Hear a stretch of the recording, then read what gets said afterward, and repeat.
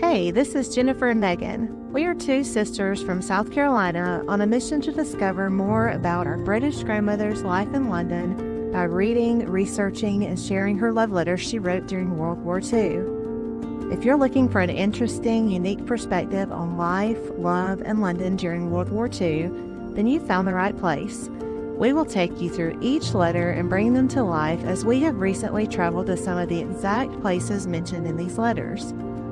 Think of this as a historic love story come to life. So grab your favorite beverage and blanket and prepare to dive in with us. This is the All My Love Lucy podcast.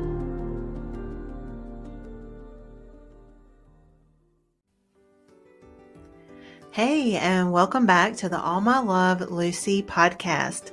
Today we have a very special bonus episode for you. We have our very first interview, and it is with Jimmie's only living sibling. She is a legend in her hometown, a fantastic role model, mother, grandmother, great-grandmother, and friend. And without further ado, it is my awesome privilege to introduce our great aunt, the one and only Julia Looper. We truly hope you enjoy this interview. We're rolling. Okay. So how are you doing today? I'm doing real good. Good. Got up real fine this morning. Good. Thank you. So tell us a little bit about yourself. I'm the baby of the family of the Loopers, and James was the oldest. Okay. And so James had a different mother than I did. But when my mother died, he said, "Put me down now as a real son, because she has been a real mother to me." Oh, I thought that was so sweet. That is sweet. And she treated him right too. Mm-hmm. But James has always been nice as far as we're together. Mm-hmm. We never had a fuss. What's the age difference between you two? 23 years? Okay. And how old were you when he went into the I was service? just 9 when he went in Okay. service. I didn't know he was gone till Mother said, "James was in the Army." I said, "I didn't know that."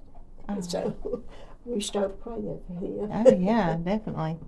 Now, there were 2 other brothers at the same time in service. Ben and Tom. Now, Ben went in next.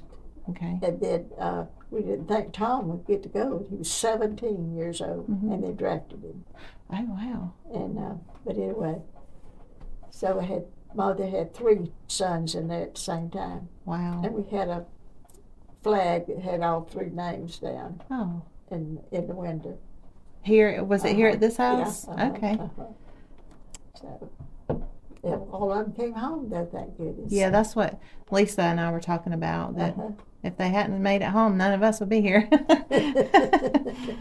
So, did you have any nicknames for him, or did he have any for you? I guess being that... He was always James. He was the oldest. Did anyone call him Andy? Oh, yeah. Okay. His people at the pool room called him Andy. Okay. Because he ran that pool room up there on Main Street. Which one? Man. It was on Main Street there, right where that, somewhere around in there where that pork burger is now, whatever that is. Okay. I didn't know that. And Ben and Tom would go in there after school and rack the balls, you know. Yeah. He had a bowling alley and a pool room. Really? I did not know that. Yeah. Well, that makes a lot of sense why my dad was so, I guess, connected to playing pool, and I think that's probably why. Yeah, he liked that. He's heard them stories about him, I guess. Yeah. Yeah. And James just sit back there, and if we came up, he'd run and get us ice cream out of the freezer. Oh. Whatever they kept it in. It was a little cup. Well, I never knew that about him. That's interesting. Interesting to know. Now, did he have a nickname for you? No. He just called you Julia? Yeah. Okay. Julia, that's what he said. He teach you anything like driving a car or anything like that? No, he never did teach me a thing. Yeah. He was a lot of fun. When he came home from service, we went to the movies twice a week, which we didn't get to go unless he was here. Yeah. And then we went on Saturday, we went swimming at Table Rock.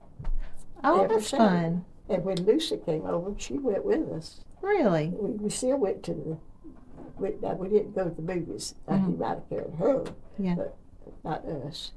Well, that's interesting to know, too. And Ruth Evelyn dropped out. She did go with us, but then she dropped out. She didn't want to go. So me and James went. Yeah. Now, Ruth Evelyn, how much older was she? She's 3 years older than me. 3 years, okay. James, he didn't exactly swim up there. He stood on the outside looking at the girls. He was going up there to flirt. Yeah, he did. He did. Well, the apple didn't fall far from the tree. I believe my dad was a little bit like that, too. Yeah. Yeah, so, well, those are good things to describing him and his personality. And do you remember what kind of laugh he had or anything specific like that? He mostly sort of silent laugh. He just laughed. Yeah. And was he chronically late, no, like my dad? No, sir, you could pin James. If he says, let's go at 2 o'clock, 2 o'clock he was ready. Really? He wasn't like Timothy. Yeah, I was wondering, that's one of the things I thought. I wonder if we inherited that from further back. Not from James. Not from James. And I don't think Lucy. I think she was strict. Yeah, she was. Get on time. She was. She was very punctual. I remember that about her. Yeah, so, well, that's interesting, too, to know he was very punctual. And Lucy in the letters asked him what his favorite flower was. Do you have any idea? He wasn't too crazy about flowers. I don't think. I figured being a man, he probably may not have a favorite one, but we have letters from him starting in October of 1944, but the letters that from him to Lucy earlier, we don't have those. Which we have her letters, which means he would have kept up with them. He would have kept them in good shape. But the ones she had from him from May to October are missing. And I don't know if she lost them in her moves over there, or I don't know. So we don't know what he's saying back to her. And one of the questions she had was, what's your favorite flower? So I was just curious to know if maybe you would know. What did you think about him marrying an English lady? Well, I like that. I like the idea of that. But I won't be like Judy Wood. She said Lucy came to their 5th grade and was talking to him about England. And so she said, well, Lucy, speak some of that language you speak. And she said, I speak correctly. Oh, yeah. You do not. She many times would get on to me about words. Yeah.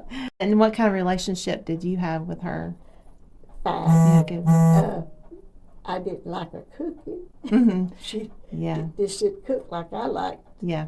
Food I liked. Now, Ben loved that. Yeah. I don't know why being in service, he ate all that different kind of food. But he loved anything she cooked. Yeah. But I didn't like it. Did she ever make, is it a plum pudding or something? Yes, and set it on fire. Yeah, and I did not like that. Now, I've not tried it since I've been an adult. Maybe it tastes different now that I'm older, but I can distinctly remember not liking that. But Ben would eat it. Oh, she'd bring that when we had that Christmas dinner. I remember that. Parties, I remember that when I was little. I can remember being here and her bringing that plum pudding because I hated it so much. Yeah. It was not good. And Ben have to eat twice what he ought to because nobody else would eat it. Now, she did make marzipan. Did she ever make marzipan for you? The little candy type things? Now, those were good. I remember that. Probably because I had a lot of sugar in them. But those were good. But so, back to you a little bit. Okay. I know there's 3 questions when I do interviews. You're our first interview, first of all. Thank you. Okay. We really appreciate you taking the time for this. But we want to ask everyone, what is one book or movie that you would recommend to our audience or to anyone? I guess that book that you read, Nightingale. Nightingale. So good. Nightingale. Oh, my. I'm looking forward to reading that. I put it over there It's and make real sure. Good, real good. And where the crawdads sing, I liked that book. Where the I saw crawdads the sing. TV movie on TV. Yeah. It was good on that too. Yeah, it was. But I like every book, Yeah. just about it. Well, I'm looking forward to reading that It'll Nightingale. take you forever, but it's worth it. Yeah. It's worth it. You'll get a real feeling how the war was then. Yeah, I'm looking forward to that. I appreciate that. Uh-huh. And if you could have dinner with any historical figure, who would it be and why? I thought about old Benjamin Franklin. You know, he had a Oh, terrible temper, yeah. but so people say. I don't know. I read in books he had, but he had so invented. Yeah. You know, he invented everything. Yeah. And people just don't give him credit. Right. Well, that's interesting. I thought we could talk about that. That is good, How yeah. he thought about that. Right. That's a good one. I would not have, that would not come to my mind. That's interesting that you said that. They boycotted him here one time in England, in the United States. He had to go back to England, and then he came back here. Okay. When he came back, they accepted him. I don't know that much about him. That does sound interesting, though. Well, that's good. That's a good one. And so the final question, and we'll be done. Okay. What is one piece of life advice that you would like to give? One piece of what? Life advice. Any kind of advice in life, just in general. Well, something to live by. Well, something to live by. Just be straightforward on everything. That's good. Don't ever have to worry about catching up on something. I love that. That's Just- really good. Be straightforward. That's great advice. Well, thank you. You're welcome. I really appreciate it. This has been great. Help you. Okay.